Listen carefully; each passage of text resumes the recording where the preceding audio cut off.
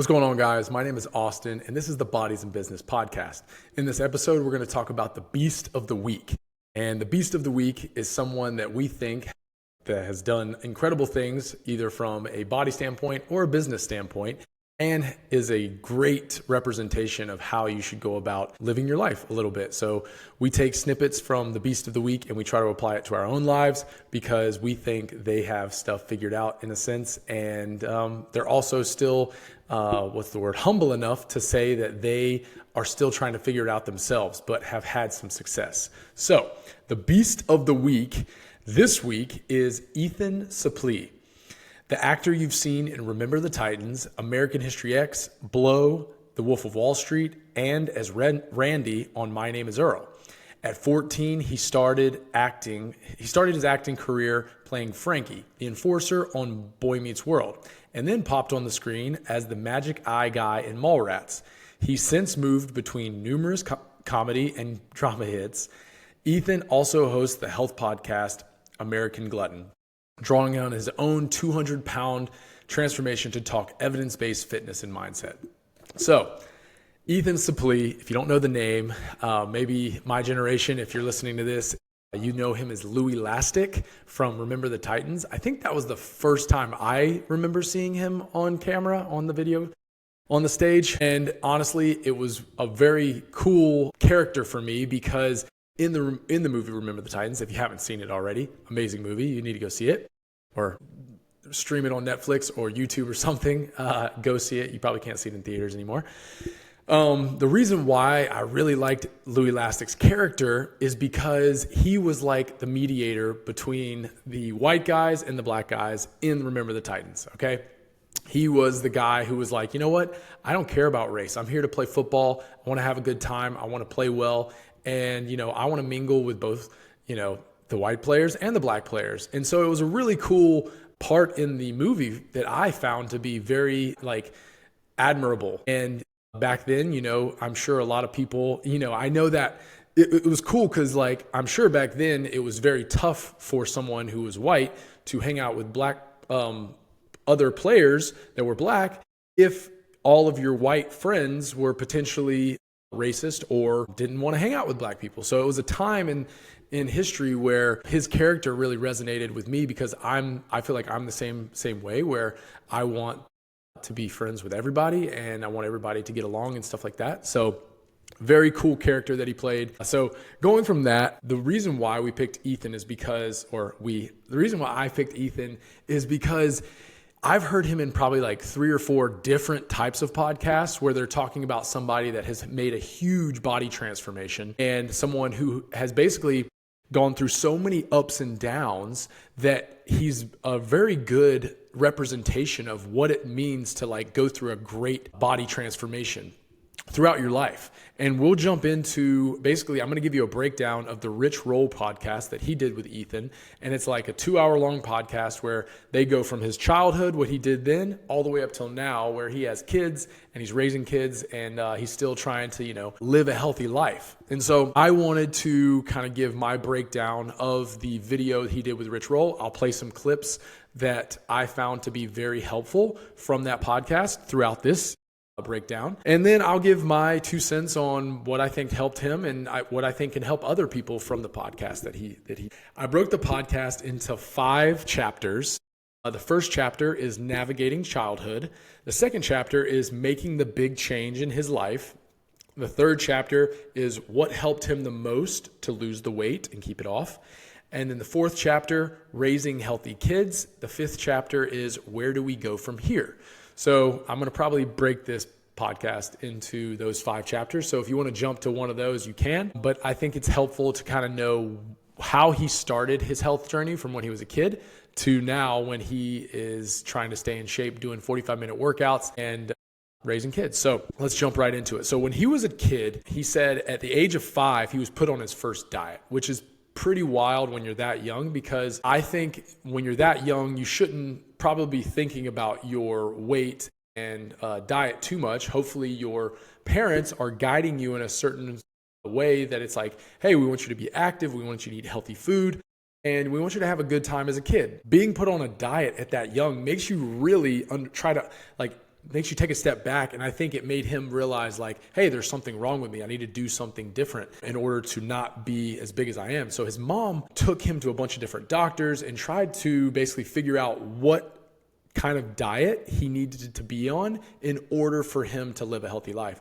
And this was interesting for me because he even said this in the podcast, is he thought, or looking back, he was like, his mom was trying to figure out what food and what was the thing that he needed to cut out of his life to make him healthy. And Ethan has said that I don't know if that was the right approach, because cutting foods out is not a particular great way, depending on if you're allergic to something or, something doesn't sit well with you. That's a reason why you may want to cut something out. But blaming the food, essentially. And he looked at it as like, hey, my mom was trying to blame a certain type of food or find like the silver bullet that would make me be a healthy person. And he said an interesting story in it where he said they went to like this holistic doctor where they had this water, this special water that she poured into a cap, and he drank from the cap of water. And she goes, and the holistic doctor said, drink from this water, for the next month or two, and this is how you're going to live a healthy life and stuff like. So they were doing all this crazy stuff, trying to figure out how to live a healthy life. And, it didn't necessarily help because he ended up gaining, lots and lots of weight as he was still younger. And he ended up putting on 200 pounds before the age of 14 or something. And, so he was trying to figure it out. And, as a kid, it's super hard when you just think, I'm bigger than everybody else. And, everybody's always looking at me or making fun of me and stuff like that. Ethan even told a story about being on an island with his dad. They were on vacation. He had made some money from Boy Meets World, and he wanted to take his dad on a trip. And he was on this trip with his dad, and they were sitting at the pool, and these kids kept staring at him and moving a little closer. And Ethan thought they were about to make fun of him or do something to make fun of him.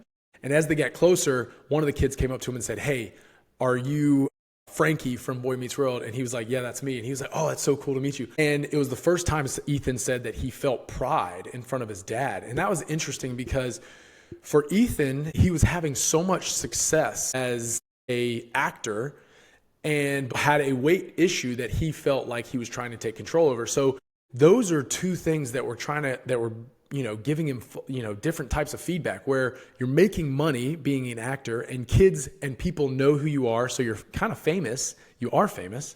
And then on the other hand, you feel like you're not super comfortable in the body that you have. So you're super famous and you're not super comfortable about the body you have. So that can really, really mess with you from a mental standpoint, because you're just like, gosh, I really, I love making this money. I love being famous, but I potentially don't necessarily like the way I look. So that was, I'm sure, a difficult childhood for him.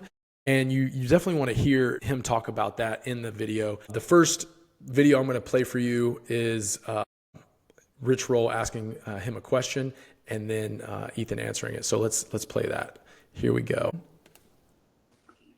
Or what I think is so powerful about your story is that it's not as if you drew a line in the sand and walked over it and then just, you were a different person and you never went back. It's littered with relapses and failed diets. And for every step forward, there's 2 steps back. It's a very human story in that it's littered with all this toil and experimentation. It's not just a upward trajectory. You know what I mean? Close, you suffered and, experimented and done everything, to finally figure out what works for you. Yeah. There's such a draw to the sales pitch of just step over that line in the sand. I stepped over that line in the sand 50 times. Mm-hmm. That just got fucking knocked back on the other side of it pretty rapidly each time. That just do X is great marketing for somebody who's desperate, Yeah. And in the narrative that ends up in the press around you, I did, just in my normal prep for Pi, I was like, oh, what are some of the recent news stories? And it's yesterday or today, there's a Daily Mail, one of those things, incredible before and after. And, and it's true, but what's lost in that is 20 years of work in there. You know what I mean? Yeah. But I think it's important to highlight that because. And I just want to jump in really quick before we keep watching the video, but that's so important to hear is that Ethan's had so many ups and downs throughout his life that it's not something that just automatically happens and you get within a month or 3 months. It's like you have these times in your life where you get sparked and you want to make a change, but it takes a really long time to cement these changes into your actual life, and you deal with it every day. And then the other thing that I heard them say is like the sales pitch of just do X, right? We want it to be as simple as possible when it comes to our health because we don't want to worry about it. And we want it to be like, hey, just stop drinking dairy or just stop eating bread. And we want that somebody to just tell us that so we can make that line in the sand, like you said. And it makes it super easy because if somebody tells us that, we're like, okay, won't do that anymore and I'll be healthy. But that's just not it. So it's a great sales pitch, but there's a lot more to it. Here we go. As for somebody who's watching this or listening to this, who's looking for some guidance here, it's a hopeful message. Like, you don't have to do it perfectly. It doesn't happen overnight. It took you 20 years. It's still like an ongoing battle. And this shit is hard, and it doesn't, it's not a math equation. It's not. And it's, like, first of all, I share all this very selfishly because part of what I came to find was like I would lose weight and get to a point where I would go like, oh, I think this is a healthy weight. I haven't experienced the nirvana or the enlightenment that I was thinking I would experience, but I think I'm at a healthy weight. Now I'm going to just forget that and pretend that I wasn't 500 pounds. I'm not going to talk about it. I don't want to think about it because that's still shameful and painful. And that was not successful either. That always collapsed too. And so I found that like the more I talk about it, the more I keep it in the forefront of my mind, the more I'm able to win every day. So it is slightly selfish that I am communicating about it because sometimes my wife is like, the drug piece is from further in the past than weight, where I don't know that today, I'm going to touch wood, but like today is not going to be super hard for me to get through the day without like needing to use, but I'll eat today. And every time I eat, there's going to be a little bit of a conversation in my head around the food. And my wife is sometimes like, why do you even bring up the drug stuff anymore? But there's such corollaries to them that for me, I can't take them apart. They are very, very similar in what it was for me to get through that. Yeah. There's so much in what you just. So, yeah, there's a lot to unpack there, but the thing that I heard Ethan say that really resonated with me is it's taken him 20 years, plus to get to where he is today. It's super hard, but you can do it. And then sharing is important. And so the sharing part, I think people, you never want, like, I never want to be the person that's like, hey, like I'm better than you, or hey, I've done more than you. You never want to be that person. But I think, and I truly believe, like going through my Fly Bodies journey, like talking about it is very cathartic. It's very like, it's very helpful to kind of talk through the things you've done so that you can remind yourself, oh man, I have done these things and I'm doing these things on a consistent basis. And so I think it's super helpful if anybody's going through a wellness journey, like to be able to talk about these things with other people and not feel ashamed or not feel like you're boasting, and get around people that you can talk to about it. So navigating childhood, he went through his ups and downs. He was a child actor, and now we're going to jump into him making the big change. I'll say this, kind of preface this, is Ethan got into doing drugs, and he got to be like 550 pounds. It was pretty wild how big he got. Obviously, you can go back to see some of the movies like Remember the Titans and Blow, and he's a big guy. And so he talks about how uncomfortable it was to live at that big, and then ended up having a moment in his life. I'm going to go to it really quick, where he basically, it scared the crap out of him enough to make the big change. All right, here we go. All right. So I'm going to watch this part. Well, let's watch this part and then we'll go. So was there like a single bottom or a series of bottoms? Like it took you a bunch of tries and a bunch of stabs before this thing stuck. Yeah. My bottom was being diagnosed with congestive heart failure. And the doctor, and this was one of those things, like I'm going to bed every night, pretty sure I'm going to die. But then I start swelling and the swelling's in my feet, and drugs are not getting me really high, and I'm doing an obscene amount of drugs, and it's not, and something's wrong. So I'm like, okay, what do I have to do? I have to get sick for a couple of days, and then the drugs will be more potent. And what would happen is I'd get sick for a couple of days and the swelling would go down, and then I'd use, and the drugs would have their potency back. But a couple of days in, the swelling would return. The swelling's moving up my legs, and then it gets to my groin, and it's really uncomfortable. And I went to see a doctor when I had done a couple of days being sick and clean, and the swelling was not going away. So then I'm just using and miserable and swollen and in pain. And the doctor says, you have congestive heart failure. You are going to die. And I'm like, okay, so now it's time to get sober. And the doctor says, yeah, you're going to die. I'm going to give you this diuretic, but and she's crying. And this is like my family doctor from when I'm a little kid. And how old are you now? 20. 20. Yeah. And she's like, no, I'm so sorry. You're going to die. Like, if you get clean or not, this is going to kill you. And I thought, like, it'd be nice to leave my parents a clean corpse. Like, that was my bottom. Oh man. And then I even had relapses from that, but they were briefer. That's pretty intense. The guy at 20 years old has congestive heart failure, and the doctor's saying you're going to die no matter what you do. And it's just tough to hear. And it's definitely something where a lot of people, a lot of times, will keep doing stuff until it gets to a point where it's like something incredibly bad has to happen in order for people to make a change. And you never want it to get like that. Like, I mean,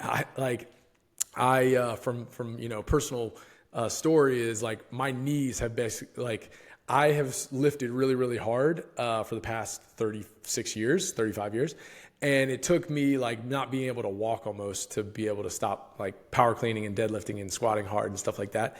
Now I did some stuff, back in the day where it's probably had a major impact, like stomping down on the ground and jumping off and stuff like that. But anyways, it sometimes takes big things to happen in your life for you to stop doing something that's not good for you. And that's just reality. If you can see those things happening in real time and make those changes, that's awesome. But Ethan had to be told by a doctor that he had congestive heart failure. And so this was the time where he was basically, okay, I need to make a big change, right? Like, if I want to live, I need to make a huge change. And he said at that point is when he started reaching out for help, and he started going to AA, and he started having a group around him that helped him make the change. Okay. And I think those are the things that after you decide to make the change, well, hopefully you don't have to go to a doctor and they're like, hey, you're going to die in order for you to make the change. But having the people around you, and I'm gonna jump to that really quick, just so you guys can hear him talk about how he was able to continue to keep this change going, because I think that's super helpful. Okay, here we go. And I always recommend going to watch this on your own after I talk about it, because I think it's great to just hear him talk about it firsthand all the way through. And the very first thing she told me to do in Eastern Europe was, okay. So I messed up a little bit.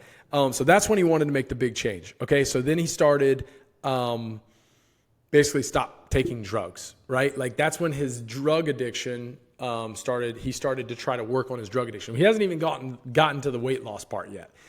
But now he's like, okay, I need to stop doing drugs in order for myself to live longer. And Ethan and Rich both said that you can't really tackle both at the same time, because that's like too much. If you are addicted to drugs and you also want to lose weight, like getting clean first is step number one before you can even start losing weight, because the drug portion is obviously probably the most concern people have about health. And then losing weight would be the next thing, because people want you to be clean before you start losing weight. And it's hard to focus on both. And so now, after he's made the decision to get clean, and he said he even had some relapses and stuff, but like he's made the decision to get clean, now he wants to start losing weight. And so essentially this is the first video where he is talking to his girlfriend at the time, and he's like, how do I lose weight? Okay, so I'm gonna go back to it. How do I lose weight? He's opened up to her. For the rest of the time that you're there, just don't eat bread. Now, bread for me then became this poisonous thing for many years. But that wasn't the point. The point was exercise some responsibility. Take one small step towards exercising restraint and responsibility. And that I learned to do. I didn't separate the two and realize the actual moral of the story that she gave me on that day for many years, because I eat bread all the time now. Whereas when she said that, I just thought, okay, bread's the problem. Mm-hmm. If I get rid of bread, I'm now on the path to recovery. But I was able to make it through the rest of that trip without eating bread. Mm-hmm. And that was kind of my first step. That's awesome to hear, because when he says exercise responsibility, people sometimes just need some type of guidance in the beginning, just to be like, hey, just tell me something that I can do, that I can stick to. And I've seen this a lot of times when we're working with people, is if in the beginning, if you tell them, hey, don't do dairy, don't do bread, have an eating window, just drink water, people love the boundaries that are made for them, because then they can stick to those. They have rules that they can go, okay, I need to do this, I need to do this, I need to do this to be healthy. Now, the flip side to that is sometimes that can turn into, hey, I can never eat bread again because I lost all this weight. And so bread was the devil. Or I lost all this weight and I can never drink sodas again. Or like that. And that's where it becomes a little extreme. So that in the beginning, for most people, they want some type of boundary set for themselves so that they can feel the progress, feel the accomplishment of sticking to those boundaries and exercising responsibility in order to see the progress. And I think that's important. Is his girlfriend at the time was like, don't eat bread. And he did that, and he was able to be like, okay, I feel better. I'm not eating bread. I'm maybe losing a little bit of weight, and it felt good. So I'm going to keep not eating bread. And like he said, he didn't realize until a couple of years ago that it was just exercise and responsibility. Now I'm going to jump to something else. So the moral the point from that story is, if you're trying to start something, maybe cutting out bread is a good first option. Do that for, 2, 3, 4 weeks. Maybe do it for 30 days and see what it does. It's not to say you'll never eat bread again, or maybe cut out sodas, or maybe, have an eating window that you only eat from like 8 a.m. to 8 p.m. Giving yourself some type of boundary that is achievable, like basically allows you to exercise that responsibility and say, I can do this. I have the capability of doing this, and I can do this. So if that's where you're at, you can do something like that. It doesn't have to be forever, but it can help you in the beginning. All right, we're going to jump to another clip of this really quick, because I found this to be helpful as well. With all the rubber banding, and then now in this, stable situation that you're in right now, I mean, we could talk all day about like what worked and what didn't. I'm less interested in the details of that. It's all very personalized, individualized. But from those experiences of succeeding and failing and rubber banding and relapsing and back and forth, and now it's cycling, now it's the gym. I mean, you have compiled like an encyclopedia of principles around transformation and change. Yeah. So if you had to write a book and it had 10 chapters, each one being one of these principles, like what rises to the top in your mind as the most important factors for somebody who is contemplating making a change? Having a plan for the day and then preparing for the plan to go out the window once you meet reality, and having another plan and having as many plans as you can consider, and then having a plan for when all of the plans fail, and kind of, getting through the day is the most important thing. Realizing that the weight isn't the issue at all, that the weight is a byproduct or a symptom of the issue, that it will look, if you need to lose 10 pounds that you put on during COVID, or, you twisted your ankle and were laid up for a few months or something like that, then none of this applies to you. But if you've been overweight your whole life, there's likely not going to be an intervention that you apply that then when you're done, you don't have to keep applying to some degree. So I think what he said there is so important about having a plan, right? And it's not to say you have a plan for the next 6 months or 75 days or even 30 days or even you need to have a plan for tomorrow, the next day, that day. So you can say, okay, this is my plan for the day. Because when you plan, you can start to formulate in your head, like, hey, what's going to happen? And how can I be as prepared as possible for that next day? All right. And then once you start stacking up those days, then you can start saying, hey, this next week, I'm going to plan for this week and this next month and stuff like that. But you're still you need to think super, super small in the beginning and say, I'm just planning for the next day, even for the first part of the day. Because like he said, a lot of times our plans don't work out just like we wanted them to. So we need to have contingency plans. All right. And we also, so what he was saying is like a plan, when you have a plan, expect it to go bad and then expect it to go even worse. And I was like, when I think about that, I think about, okay, over time, hopefully you've planned enough to understand like what can happen. And then you have principles that you can always rely on to fall back on to keep you on your journey, your healthy journey. And it's really interesting because just coming up with some type of plan allows you to be like, okay, I need to think about the future. And over time, you can start thinking about a week in advance. Like, because that first day, second day, third day, planning, you can't plan out like every single minute of every day, but you can plan out maybe your meals or when you're going to work out or when you're going to try to go to bed. And when you do that, you start to think about the repetitiveness of your day when it comes to the things you need to do. And it's not to say like you can't change what you eat, you can't go to bed at different times, or you can't work out at different times. But it's so helpful when you have some like semblance of, hey, I'm going to do this tomorrow and this is when I'm going to do it. And I'm going to try to stick to that plan. And if I don't stick to that plan, I'm going to look at after the next day, I'm going to see what happened, and then I'm going to plan the next day. Okay. I love when he says have some type of plan. And it's not to say you need to know what's going to happen for the next 30 days. It's like, let's start with tomorrow. Okay. All right. So those are the two clips. If you need a plan, I would love to help you with that. I can send you a plan for a day, for a week, just to get you started. And I think that's super helpful, is to have somebody put you in a trajectory of like, hey, what's a good starter plan that I know I can do, and I'm not going to be overwhelmed. I'm not going to try to work out 2 or 3 times in a day. I'm just going to do a 30-minute walk or a 15-minute walk or something like that if you have no idea what to do. Because a lot of times people plan themselves into a negative, and you go, oh, I'm going to eat 5 times a day, or I'm going to just do a huge juice cleanse or something like that. And I think of that stuff and I'm just like, like you can't sustain that. So it needs to be something you can sustain. And I wanted to go back to, we're on this topic still of what helped him lose the most weight. And so having the plan really helped him lose the most weight. But what I'll say is, I forgot about this.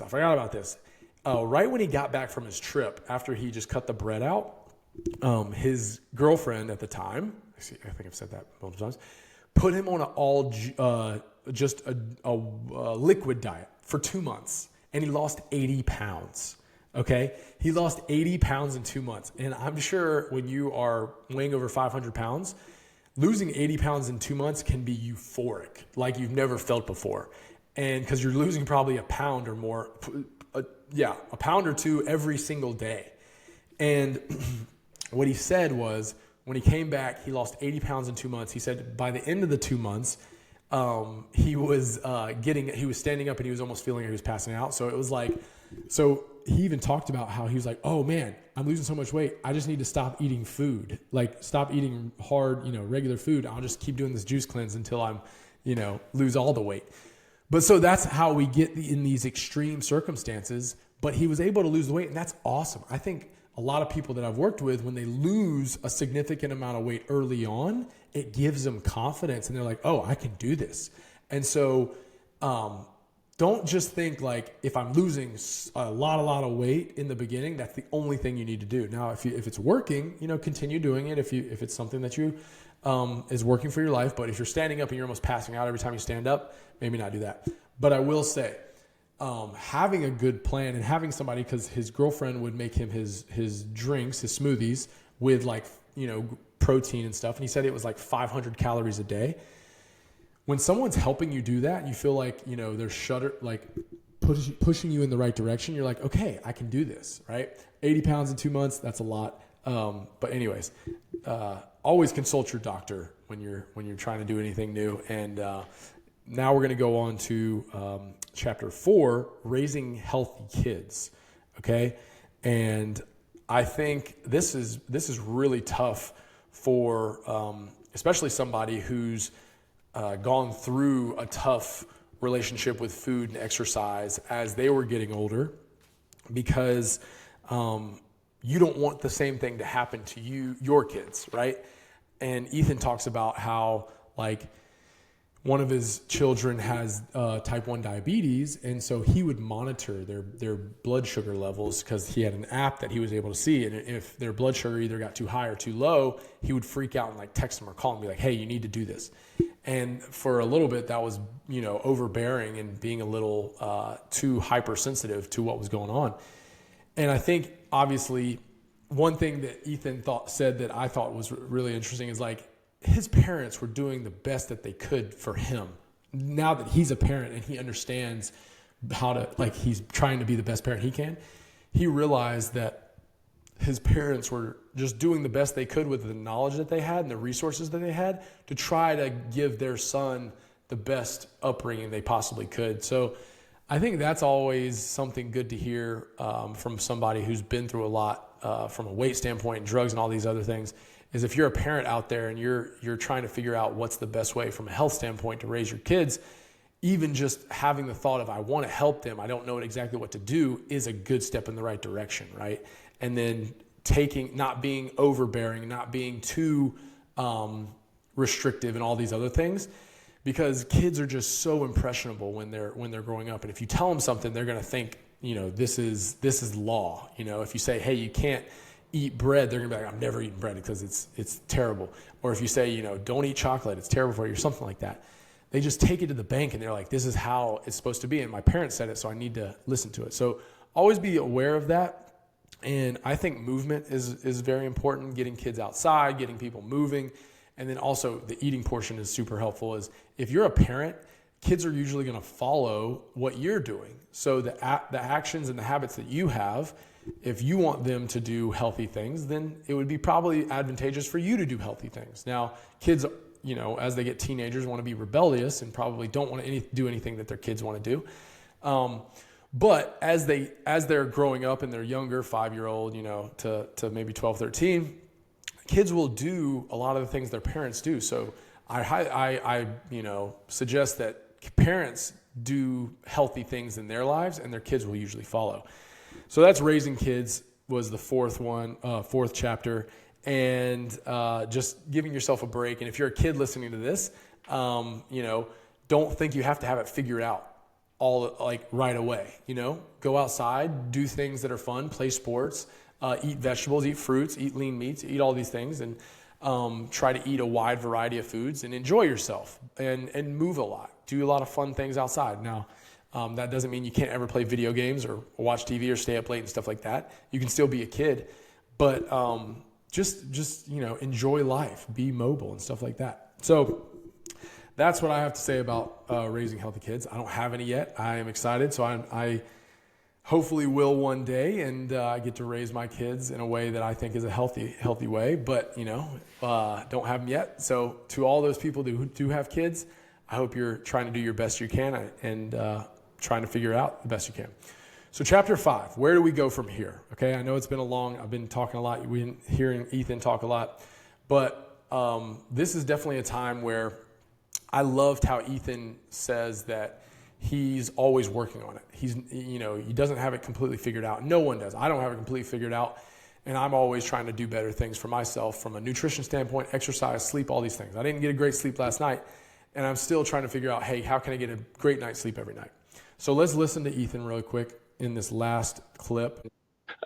We got to wind this up, but I want to leave people with just a little encouragement for the person who's tiptoeing around making a change, maybe is a little bit afraid, not in the practical sense, but maybe in the orienting their mind around how to approach or encourage them to take that first step and follow it up until they can get a little momentum. So I think any point of responsibility that you can put in that's difficult without being truly burdensome as a first step can be magical. When I was 550 pounds, I remember some days just walking past my car door to the end of my car. And that was more than I had to do. And that was enough because that was something, and that you can always build on stuff. The idea that you could barely walk to your car and then went on to ride every stage of the Tour de France. Right, but this doesn't happen overnight. It's stunning, I know. But it begins with that walk to the car. That's right. This is the other terrible burden of a life lived in sound bites and through Twitter, where you get however many characters. I don't know, maybe there's no limit now, but I remember when it started, it was 140 characters, and you had to come up with your slogan that communicated everything in 2 sentences. And it's immediacy, and nothing's immediate. None of this is immediate. This conversation wasn't immediate. It took us 2 hours to get to this, And how many years of going back? I don't know when I first reached out to you or how this began, but it happened a long time ago. A long time ago. So we'll also wrap it up over here as well. I love hearing Ethan say that difficult without being burdensome, right? Add a 15-minute walk outside or a 15-minute HIIT workout to your daily routine. And it's, those 15 minutes stack up over the week. And if you do that, seven times during the week, that's 75 minutes of vigorous exercise. I think, maybe more than that. Seven times 15. That's 105 minutes of vigorous exercise. Man, did you never do math in public? But so I love that little bit of advice, because I think a lot of times people think I have to go to the gym for an hour or 2 hours, and I need to do that every day for the rest of my life in order to do something. And Ethan is telling you, just by walking to the back of his car, he was like, that was a win for me when I was 500 pounds. And if I keep doing that, and I keep making it a little more difficult, and I keep making it, hey, I can take it, I can, walk around my car now. I think those types of things really, really allow you to build off of it. And nothing against 75 hard or doing juice cleanses for multiple weeks or something like that. But those things are just unsustainable over a lifetime, especially if you have kids or you have a tough job or you have something where you just have to put a lot of time towards it. We want to make these things fit seamlessly into our lives so that it can just become who we are. And the only way you do that is by do it incrementally over a long period of time. So I want to wrap this up. Like, Ethan is so cool to hear him talk about his journey. And that's why I wanted him to be the beast of the week, because he's gone through so many ups and downs. He said he's gained or like lost 200 pounds, gained 100 pounds, lost 300 pounds down to like almost 200 and 240 pounds, put on like 75 to 100 pounds. He's been through the ringer. And then along with that, he's super successful. He's a super successful actor, so a millionaire, and he still has these issues with trying to be a healthy person. And so it doesn't matter who you are, you will constantly have to think about, how can I eat a healthy diet, live a healthy life, get good sleep, all these things. And the more you do it, the easier it gets, but it's never going to be just like, oh yeah, like I don't crave cake anymore. No, like I like having some chocolate brownies every now and then because I think it's delicious. I want to have cool experiences. But that's why I really love this podcast, because he's being sincere. He's being very genuine about how much it makes him happy to be able to say, like, I've been through this, but also that it's a super hard thing to do.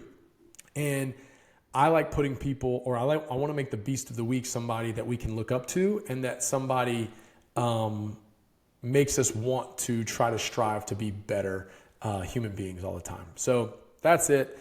Ethan's the beast of the week. If you find this super helpful, let me know what you think. And I'd love to hear some other people that you may think I can dive into. But he is an incredible actor.